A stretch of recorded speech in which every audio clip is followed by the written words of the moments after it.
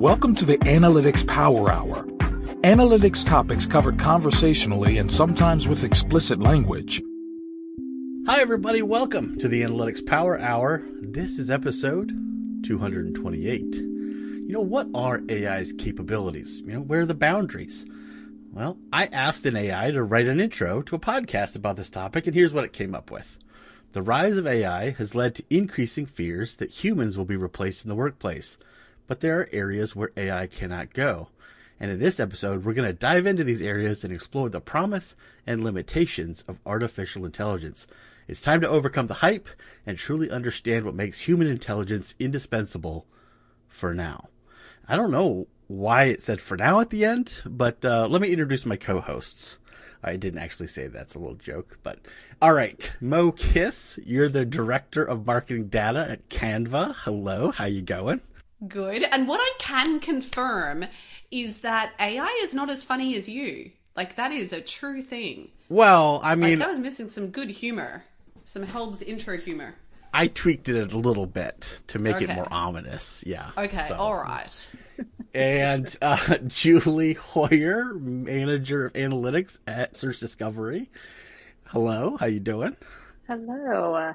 Happy to be here. Can't wait to dive in and talk about all the human aspects. I love it.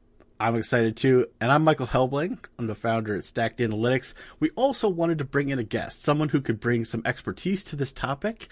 Dr. Brandeis Marshall is the CEO of Data edX Group, a data ethics learning and development consultancy.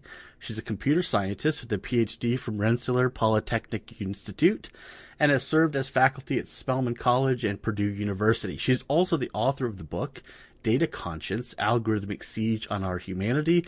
And most of all, today she is our guest. Welcome to the show, Dr. Marshall. Hey, it's wonderful to be here. Let's talk about AI and the soulless part. What can't AI do yet? No, but, part of this discussion stemmed from, I think, a Medium post that you wrote about sort of what AI can't do. But maybe let's start further back as AI has kind of blossomed in the last, 3 to 4 months. And you've been obviously in the computer science and the data space for quite some time. Yep. How have you seen this unfolding from your perspective in the data community? I've been what I call as an early observer. I'm just watching AI become public and how it has taken over everyone's minds. And I think everyone needs to just calm down, take a beat, give it 30 days. Everyone's trying to jump on a bandwagon. Everyone's trying to open an account. Everyone's trying to use a technology, but they don't understand what it is, what it does, how it's useful, or if they really even should be applying it. Is it even relevant to their everyday lives? And so as someone in this space, I'm sort of got the lawn chair out with the popcorn. I'm just going to watch these fools do some things for a couple days, and then I'll say some things. Nice. I was going to ask, what are some of the areas that people believe AI is really good in that you already see as false hope or not where it would be best used? I think number one would be that it's going to replace people's jobs. I think everyone is just AI is now going to do the job that I do, and so I won't have a job. And no one really understands algorithms or AI in a way that I do, because AI, and more specifically algorithms, they just go forward. They're trying to get a result. They're trying to get an answer. They're trying to produce some outcome. That's not the human way. So when you try to replace humans with AI tools, systems, platforms, you're going to run into problems and errors because AI is going to mess up. I mean, we've already seen it time and time again. The chat gap is going to produce some language that doesn't make sense. So you have to retool it. It's going to produce a list of agenda items that'd be that's not useful. So there's people that still have to be in the loop. Well, that's the biggest thing that I've seen so far, but because people are just firing folks and they're going to have to like rehire at least half their staff back because they're going to realize that AI is just, it's a dud if it's unsupervised. What do you think? Because like this, I guess this perspective or like this hype around it's going to take everyone's jobs and we're all going to be out of work and that sort of thing, it's not a view that I share, because I'm always like, cool, you can do the boring bits of my work and then I can hopefully focus on the fun bit or the people stuff, which is the things I love anyway. Like, I want to work in the complex stuff, so if you can automate simple things to me, that actually makes my life better. But it just seems like the conversation has gone off track somewhere.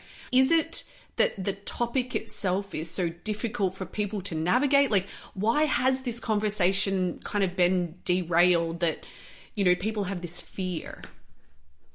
I think the fear is because of the bad actors. I mean, there is AI voice that has been scamming people for years, but it has definitely taken an uptick in the past few months with ChatGPT and other generative AI systems. So if you're unfamiliar, AI voice replicates the voice of a real person, but it is really a bad actor who is trying to scam the person on the phone in order to get money, claiming that their loved one has been kidnapped in some respect, right? Additionally, with banking. But I think the reason why this AI hype is around is because there hasn't been any really good education around data skills. No one really understood an algorithm till about 5 years ago, right? And then after you understood an algorithm, then it all of a sudden jumped to data science. That was like a big word that everyone was afraid of, and no one really broke it down to just say it is statistics and it is coding that is now being exploited into society. So that's another thing that happened, that evolution. And I think most prominently is that there's been very little governance around it. There's been no guardrails around what companies can do and cannot do with our content, with our data, with our likeness. I mean, we all sign these forms to say you can use our voice and our picture however you like. And that's been going on for generations. But now in the digital space, people can now make up different people, right? And so the rate in which algorithms have turned into AI tools that have then been used by bad people has made everyone scared. And no one has just said, let's just have like tech education 101 for the world. No one stopped and done that. And it feels like, too, it's a little bit of like future talk is a big focus of like, oh, now that Chat GPT and everyone can use it and everyone was like so wowed by it, right? Like you were saying, it's kind of like come up, it's very front of mind for everyone and everyone is very a little in awe. And then it's the chatter of like, oh, what's coming next? What does this mean is coming? And I feel like people very quickly do get into that cycle where they're saying, well, if it can do this, it can do all these other things. And maybe a lot of it too is like assumption of what's coming rather than looking kind of to your point, the reality of where it's actually at and how it's currently working and what's feeding it and all those considerations and assumptions that go into this underlying algorithm and being able to critically think about like, what are the shortcomings of that? Like, what does that mean then for how it can actually be utilized out in the, everyday world? I feel like it took a while, I think, even for myself to start to think of those things when it first came out, because it was just like the buzz and the hype of, oh, look what it can do. Right. But I think because I am a Black woman living in America, I'm always looking at the pros and the cons because every system is not designed with me in mind. So I'm always considering, okay, there's some good things that this can do, but what are the bad things that are harmful, right? I mean, there was conversations back in 2019 that I was a part of when it came to deep fakes. And I was like saying, hey, deep fakes are bad. Deep fakes, this is an important conversation we need to have about how people's faces are superimposed on other people's faces. And this is a terrible thing that technology is able to do now. And folks were not really paying that much attention. that technology has turned into what we are dealing with now with AI writing and AI voice and generative AI. So there is contingency of people who tend to be those that are historically excluded from systems that are raising alarm bells, but no one's listening because everyone's just trying to make a buck. There is that capitalistic society. There is the tech culture of trying to convince everyone that tech is the solution. And there are people like myself that are saying, yes, tech can do good, but it also can produce harm. So let's look at both sides of the coin, and then let's march forward open-minded and open-eyed. Okay, but so my mind is going in two totally different directions. There was a report a few weeks ago covered by Australian media. Basically, we have an e-safety commissioner, and they've started getting complaints of children using AI to generate explicit imagery of other children to bully them online, right? That's horrendous and is covered by the press here. And so, like, the need to focus on, I guess, the bad or what can go wrong is important. But then the other side of me is also saying, like, this is also generating a lot of that, like, and I don't want to say hysteria because this is obviously a horrific situation, but it's generating that negative press about AI that then also makes people, like, reluctant maybe to see the positives or like how it can be. Like, I'm seeing both sides of the story, right? Like, you need to educate people about the negatives, but if they get, you know, covered in the press, is that also going to be detrimental to the conversation?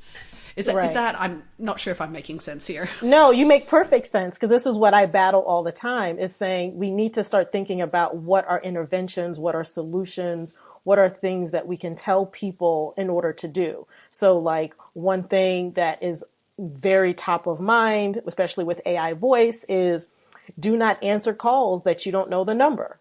Don't respond to texts that you don't know the number. If it's coming from your quote bank via text or email, you call your bank branch directly. You don't click on the link inside of your text or on the email, because you want to make sure that it has been vetted. So there are very directed, tangible steps that people can do to vet. But the issue is that there's so much of the extremes, to your point, Mo, that the actual helpful insights don't get through in the media, right? Because the media feeds off of the extremes. The media doesn't feed off the solution. Totally. And so we as a people, I'm one of those like lone people going, let's talk about solutions. Let's talk about ways that we can build equity in everywhere so everyone understands. So the parent that has the child that's being bullied knows what to do and what to say to the administrator at the school, right? In order to say, this is how my kid is being bullied and here's the evidence. Like, that is helpful and useful. And that's a way to use AI that is powerful and impactful and also protects those who are vulnerable. But that's not the conversation we're having. We're always having the extremes. We're never talking about the solutions. Right. And I wonder if those extremes, to me at least, this is how I personally feel, and I do wonder if other people may feel this way, like kind of going back to why we think AI can do everything is because you hear those extremes and you think, if it can do that, what else can it do? And it's scary. And it's like, we've never faced something like that. Like, you can superimpose my face on, you know, these images, these videos, and it's not me. I feel like that those extreme cases help people's imagination probably go very wild with what is actually possible. And it's probably hard then, to your point, Dr. Marshall, like bringing it back to what are the solutions? What are the real boundaries in which AI has to work in? And it's hard to get people to kind of come back, I think, to that concrete space after hearing, you know, a story like what Mo, you just shared. I mean, that's crazy.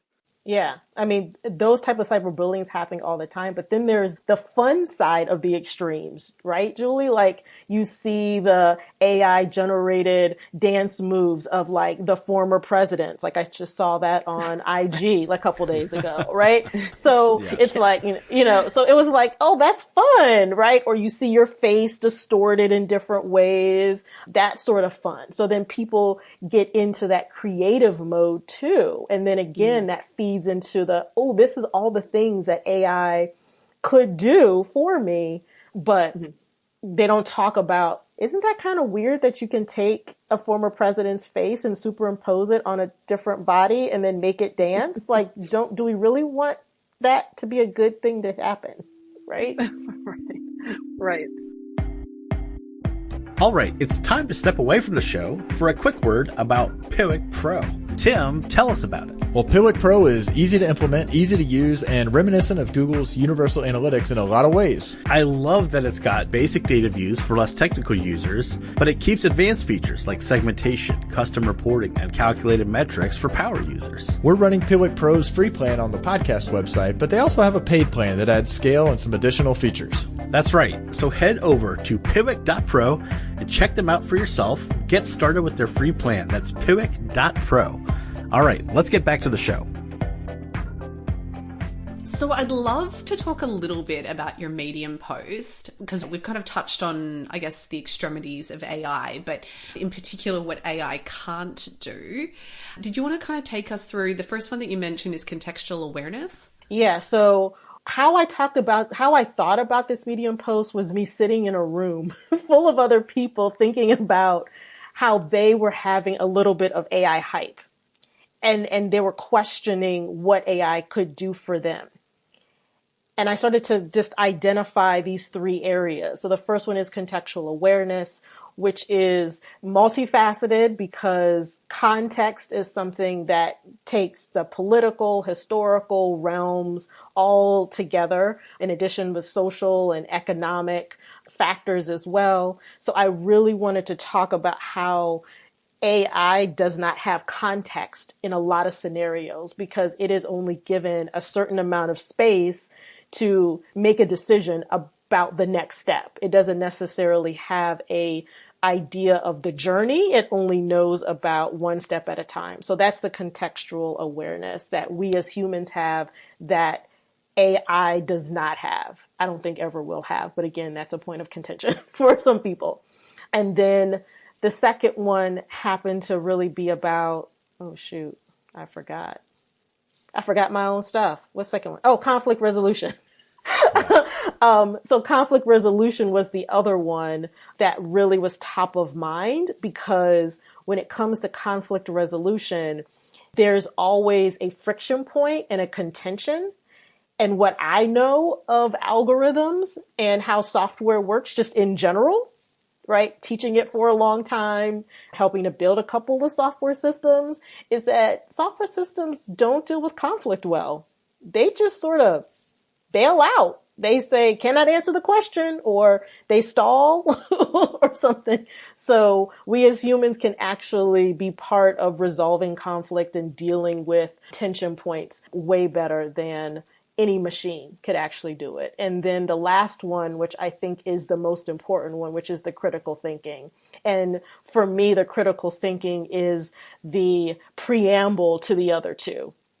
Critical thinking is how we can prevent situations from happening in the digital world that impacts us as a society negatively. And so how do we as individuals make decisions and swerve, right? We get a new context, we get a new conflict, and then we decide to take a different route. I really think of GPS systems, which is a very good use of AI. You have to put in a destination, you have to know where you're starting, and then GPS will find that route. You can put in intermediate stops along your route and the GPS will map it out for you very beautifully. But if you want to change where you're going, you have to abandon the original route, right? And so when it comes to critical thinking, we as humans do this switch relatively seamlessly because we are taking in multiple factors and we don't just have one destination in mind. We might have multiple at the same time. So that's a little bit of my Medium post and what I was thinking through as I was just like writing it down and just saying, y'all, we're good. I think AI ain't got us beat. I think the critical thinking one is, like, for me personally, is probably the most interesting because it is a skill set that we are constantly discussing in the data space. I would argue lots of people are not even good at critical thinking, let alone trying to get a machine to replicate it. And it can be so difficult to define and, like, pinned down. I was trying to explain it to someone the other day, what we mean when we think about really like problem solving and working through something. And it's like, there aren't a set of rules that you can plug into a machine and be like, do this and then this and then this. And I've had attempts of getting analysts to try and explain this process to another analyst. And it's like, it's actually hard because it isn't a step-by-step. It is literally a choose your own adventure situation where you could take many different paths. Yeah. And everyone has a different way on how they process the information. I think that is what people are missing when it comes to computer programming, right? People say, oh, just learn how to code. But as someone that has taught people how to code for nearly 2 decades, a little over 2 decades, and I'm trying to age myself, but anywho, I know how someone codes better than I know how they write, because they will use certain structures and systems that are fundamental building blocks of coding. And I'll be like, yep, that's what that person did. Yep, I understand. But if their handwriting, I might not know it, but I'll know how they code. So it is an art form. It is a language when it comes to translating what we are trying to express as humans to a machine that's just zeros and ones. Mm-hmm. And I think that art is lost. So when it comes to critical thinking, the same thing happens.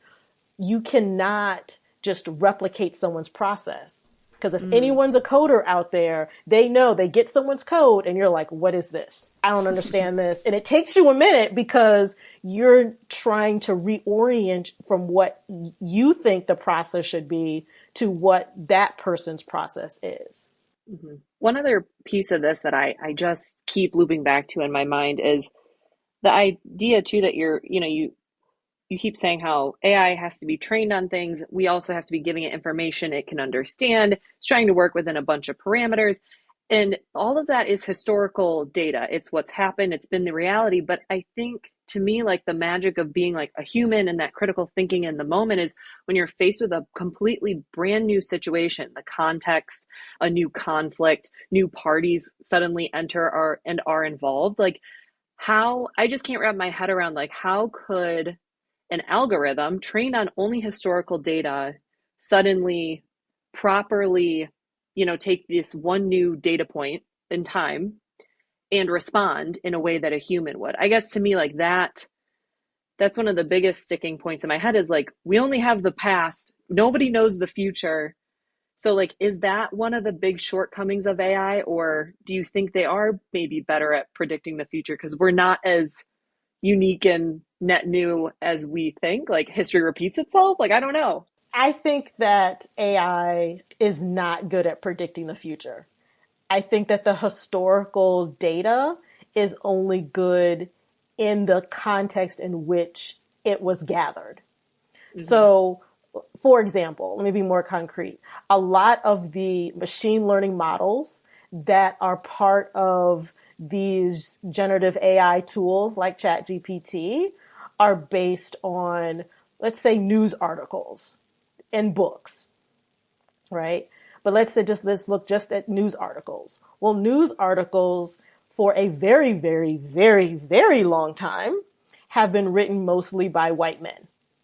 Mm-hmm. So that means it's their perspective. I mean, we could go back to just 20, 30, 40 years ago and look at the news articles and how they speak about certain people, right?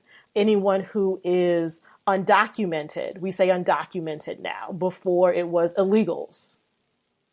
Before that, it was immigrants. Before that, it was some derogatory terms, right? So AI, to me, can't predict the future. That's why humans need to be in the loop. And I think that's always going to be the limiting factor of AI. And the other issue that I always like to bring up is that people think AI is going to evolve, and like, we as humans aren't going to evolve. Like, we're going to evolve too. So We're here before AI, and we're evolving, and then AI is evolving. AI evolving fast.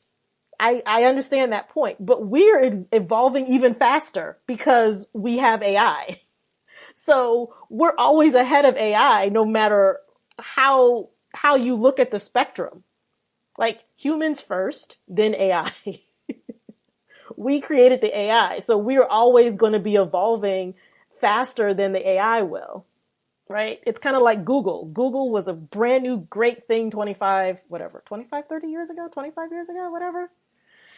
Now we're kind of like, meh, it's a phone book online. Like we're just kind of like, we're just kind of not too impressed anymore. Same thing's going to happen with the AI. Dr. Marshall, I really just want to dig into something that you said there and your perspective. I guess in my mind, one thing that I'm always like kind of wrestling with internally is like there's a difference between things being fair and equitable. And yeah, I mean, I can stand on a soapbox and talk about that for a long time, but me too.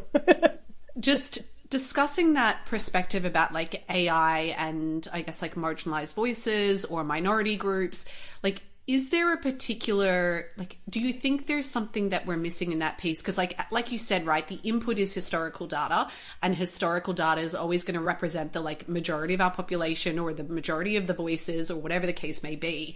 Is there like ways that we can better protect there that we're not considering or that you've given thought to? And if I'm totally taking you into an area you haven't considered, feel free to let me know. I think about it quite a bit because I'm trying to do my best in order to amplify all types of, historically excluded voices, right, around the world. So I think the stories of people who have been marginalized are never represented well in the mainstream because this is a society that's very tilted towards certain demographics, right? White, patriarchy, male, and on and on. But what I do think is that we honor their space. So if they want their stories to be digitized, then digitize them in the way that they want.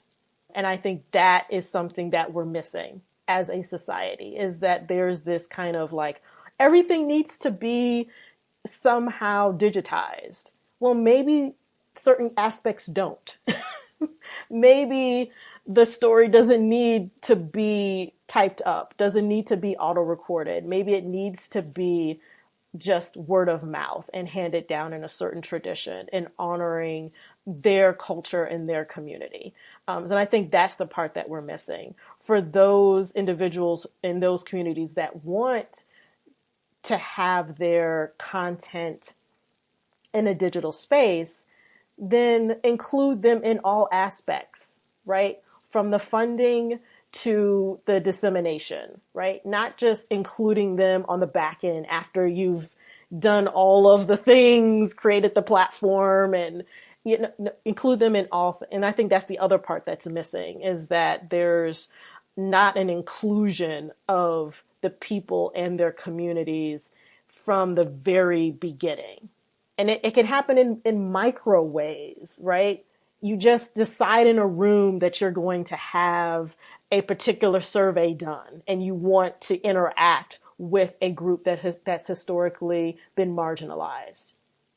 But you never talk to anyone that's part of that marginalized group. like just that step. It's like you can't think about it when you're building the system. You need to actually think about it when you're like, quote unquote, collecting the data. Like that needs to be where the thought process starts.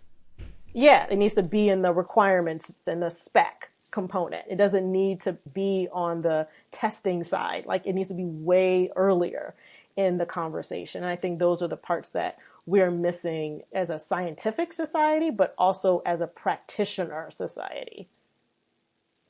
People just do things to get them done to meet a deadline. They don't actually think about who is it impacting on the back end first, and then reverse engineer it. Mm-hmm. I wanted to ask too, we touched on this a little earlier, especially from your Medium post with the 3 aspects. And you were saying, those are very human. And if your role encompasses any of those, like you should have a job moving forward because AI can't do those.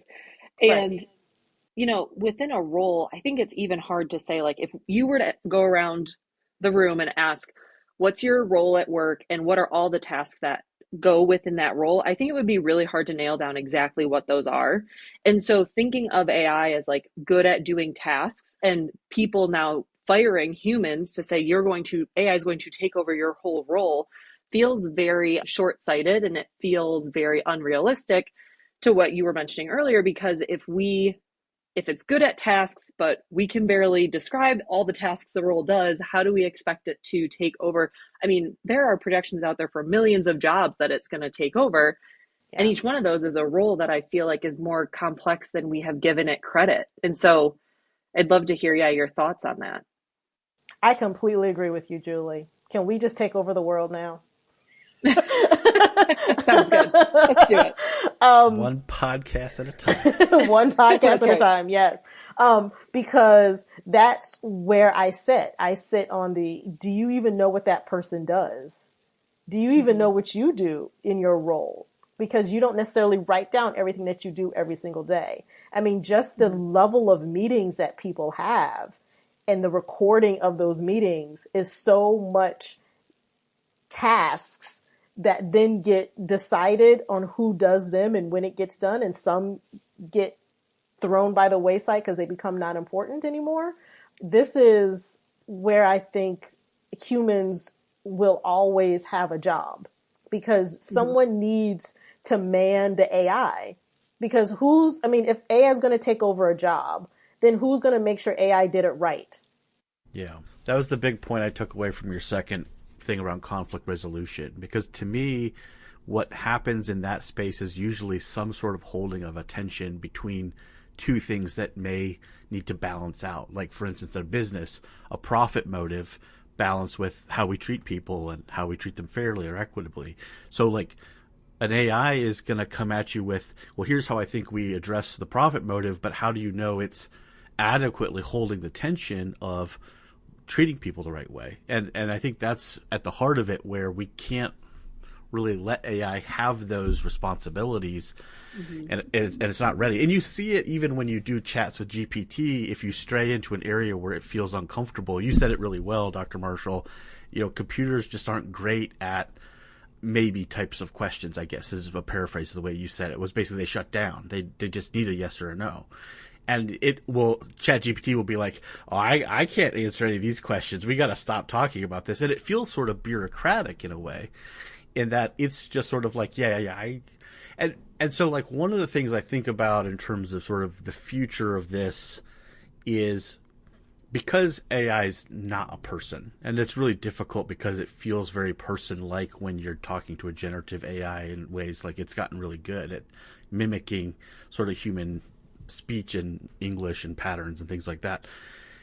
Do you believe that we'll get to a point where we can teach an AI how to hold some of these tensions in decision making and things like that? Or is that something that a computer should never ever be expected to do in the history of humanity? And I don't really know. It's calling for a lot of philosophical and I think drawing on a lot of your expertise as a computer scientist, but I'm just, speculation, I guess. Yeah, I'm pretty hard nosed about no. I'm a hard no.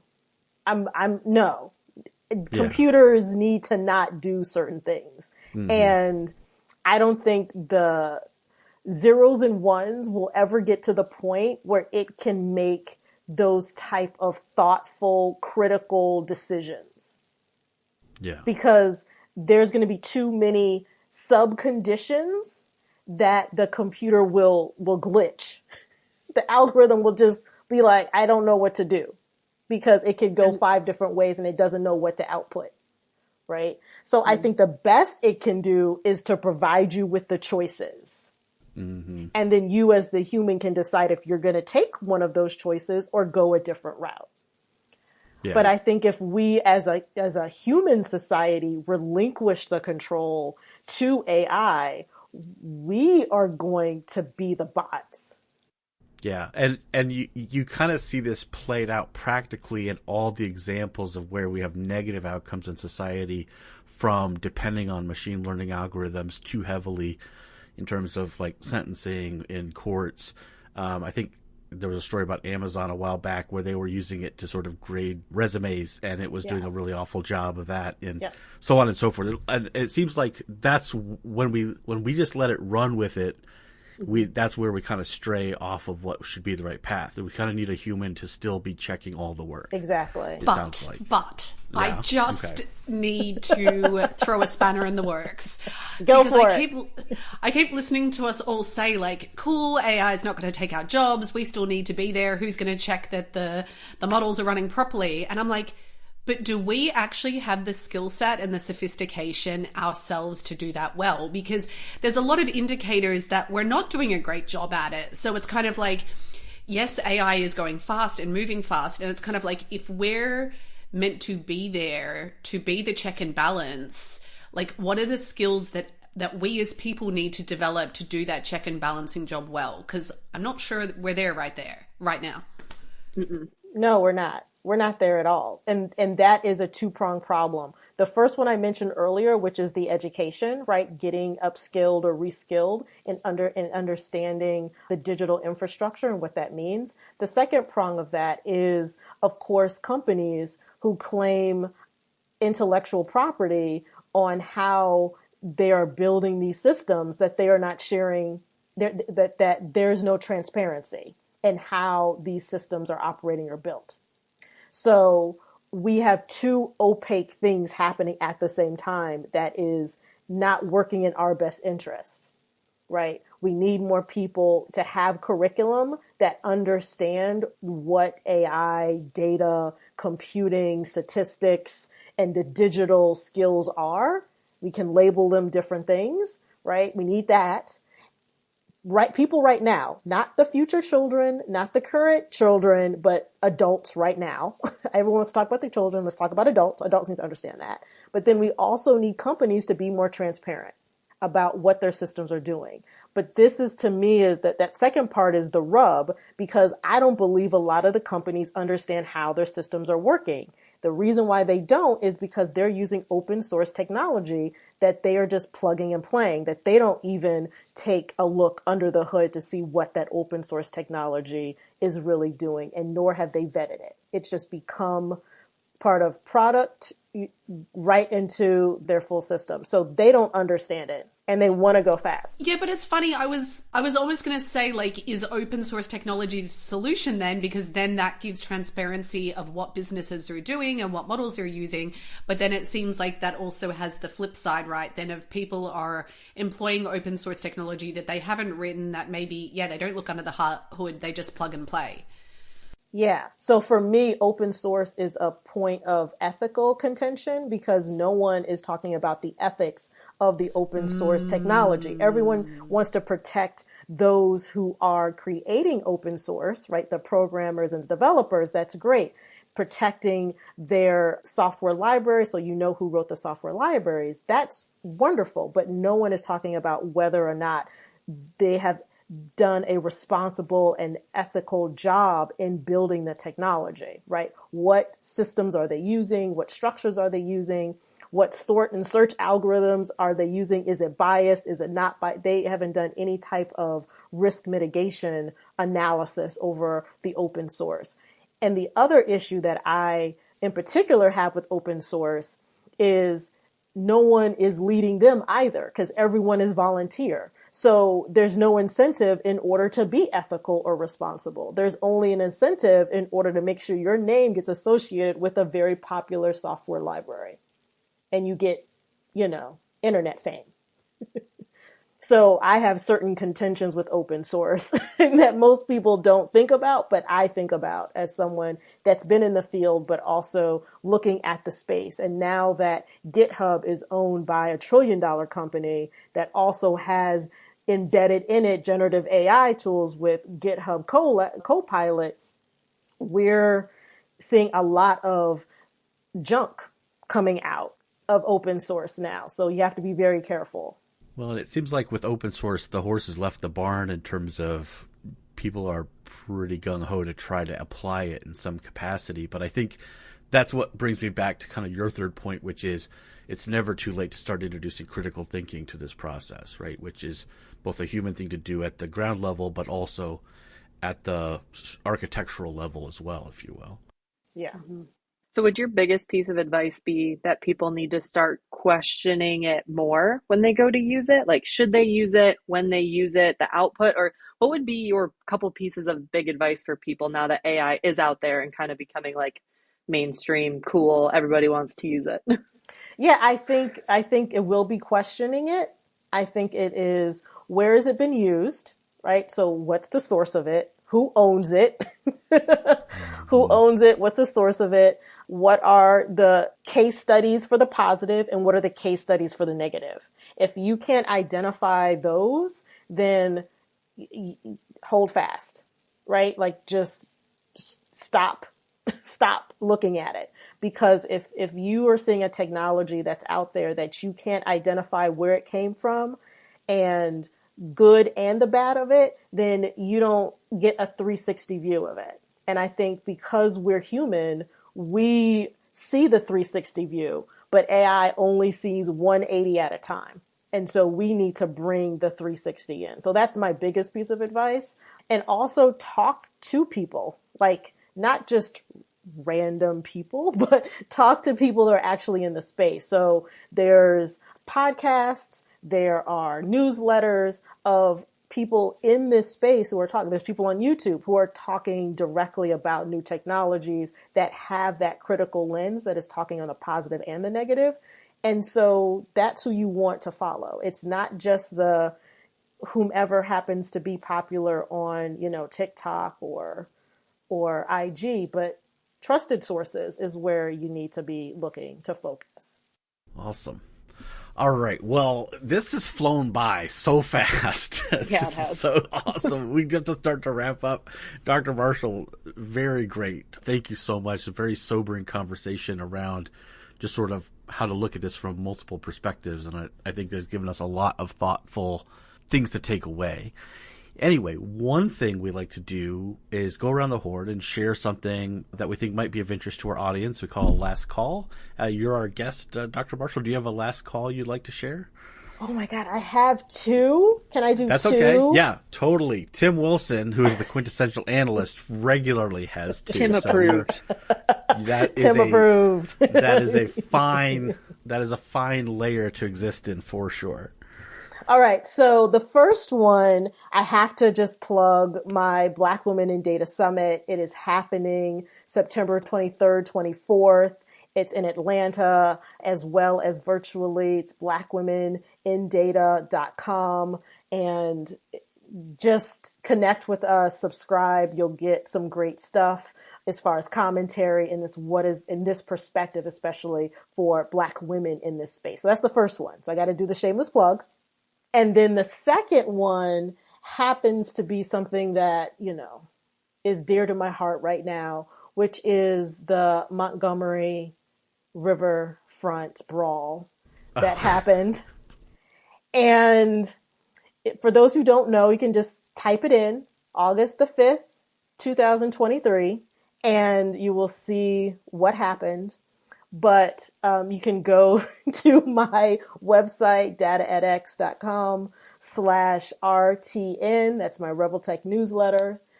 And I put a post out. I think it's the August 15th post that just has an emoji version of what happened. And I find it just gave me joy when I found it as a data person to see a scenario play out and then it to be converted into emojis. So those are my two things. There's so much great content that's come from that. Like there's a song I heard the other day. It was so awesome. So yeah. Lift every chair and swing. Yeah. I'll never look at a white chair, folding chair the same ever again. So it is, it's beautiful. And there's a lot of historical context to that as well. That particular plot of land was an auction block during the enslavement days. And so the that land has been now almost like reclaimed by the Black people in the area. So just know that there's historical context to the joy of all the memes that have been going around. So those are my two. Yeah. Awesome. Thank you. All right. Julie, what about you? What's your last call? My last call is actually kind of tied to everything we were talking about today because I have a newsletter that I get, and there was an article recently by the Wall Street Journal, and it's talking all about, it's titled "The $900,000 AI Job is Here," and it's pretty much salaries for employers or salaries for jobs at like Netflix and Walmart around AI and managing AI, and that number just kind of blew me away. And the newsletter highlights from that article, though, just some of the statistics of like these different salaries for engineers working with AI, product managers of AI, and it was wild. So not only do we think AI is going to take a bunch of jobs, it sounds like, though, if you can be the human aspect working with AI, sounds pretty lucrative. So that's my last call. Nice. All right, Mo, what about you? Oh, I feel like we need a drum roll for mine. I'm a little bit hyped. Next month, on Saturday, the 28th of October, we have Measure Camp Sydney happening at Google. I am it's my Christmas. It's the best day of the year. For those, if you are based in Australia or New Zealand, I mean, if you want to come from even further away, you are welcome to, because tickets are free. But just a reminder, it's an unconference. We normally get about 200 people, and the Sydney Measure Camp, I'm just going to brag a little bit, is freaking phenomenal. I think the caliber of speakers and just the whole day ends up being super, super fun. And we have an awesome after party afterwards as well, where we do database trivia. So if you're a data nerd and you want to geek out at an unconference on a Saturday, head to sydney.measurecamp.org and get yourself a ticket. And Helbs, over to you.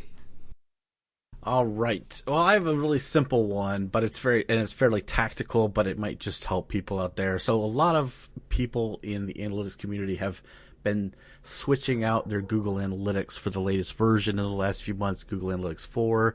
And I've consistently found a couple of people who just always have really great information to share. And I'm constantly looking at their posts and things they're posting about it and learning from them. So I figured I'd just share those two people so that you can too, if you'd like. So one of them, they're both on Twitter. One of them is a guy named David Vallejo, and he's a super underrated, technical genius type person around this stuff. And he's always posting awesome information about how the system works and what's behind it. And there's a lot of questions that people have about how Google Analytics 4 works, so it's just useful. And the other one is Charles Farina, who I also get a lot of value from. And there's also many other people, of course, in our community who are providing great information, but those two really stand out to me and are sort of my go-tos for information in that space. So a little bit tactical, but sort of helpful. All right. Well, as you've been listening, I know you're probably thinking to yourself, wow, I'd like to learn more about that, or I'd like to comment. Well, we'd love to hear from you. And the best way to do that is through the Measure Slack community on Slack, or our LinkedIn page, or also on Twitter or X or whatever it's called now. I don't know. But yeah, we would love to hear from you. I don't know, Dr. Marshall, are you active on social media? I think you might be active on Twitter and maybe some other places. Yeah, so I'm more active on LinkedIn now because I don't know what's happening on whatever it's called. None of us do.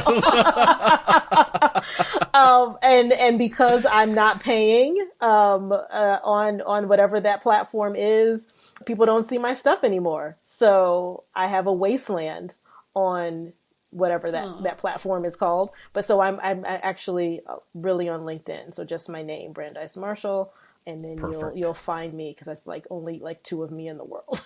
Awesome. And we'll put a link to that in the show notes on the website, so you can find her easily there. So awesome. Great conversation. Dr. Marshall, thank you again so much for coming on the show. Thank you for having me. This was fun. Hopefully I didn't scare people. I mean, it's eye-opening, but I think it's better to just sort of be aware than to not be aware. And Absolutely. as we wrap up, no show would be complete without a huge shout out to our producer, Josh Crowhurst, who works behind the scenes to make all this possible, and Tim Wilson, who's also helping out a little bit on the show production side this week, helping us make sure everything goes smoothly. So thanks to both of you. And I know I speak for both of my co-hosts, Julie and Mo, when I say, no matter what the AI is telling you, keep analyzing. Thanks for listening. Let's keep the conversation going with your comments, suggestions, and questions on Twitter at @AnalyticsHour, on the web at analyticshour.io, our LinkedIn group, and the Measured Chat Slack group. Music for the podcast by Josh Crowhurst. So smart guys wanted to fit in, so they made up a term called analytics. Analytics don't work. I love Venn diagrams. It's just something about those three circles and the analysis about where there is the intersection, right? Hey, Julie, just remember Tim is here and he will hear everything you say. So, Oh no. What is that? That's a threat? Something gonna happen? No. Sometimes we see how much we can taunt him just to see if we So, could ever get actually, him to come off mute. Let's not do that. Dr. Marshall, Tim actually has a nickname on the show. You know, he's known as the quintessential analyst. So feel free to work that in anywhere where you In my comments. Don't have to. Yeah, Pretend I am not here. that's right. Pretend. I am pretending you're not here. Okay. This is my favorite thing to do. All right. We've all regressed to middle school. Well, I mean, if you can't have a little fun. Rock flag and ay, ay, ay, ay, ay, ay.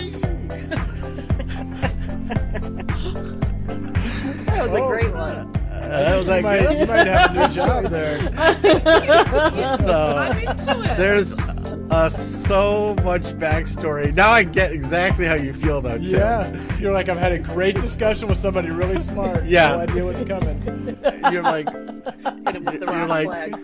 just what? We're trying to be professional here. Yeah.